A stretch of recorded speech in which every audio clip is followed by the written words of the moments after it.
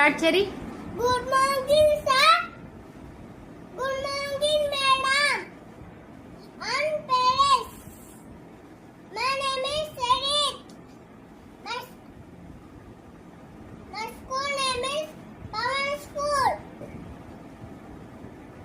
My activity the service Sunday, Monday, Tuesday, Wednesday, Thursday, Friday, and Saturday.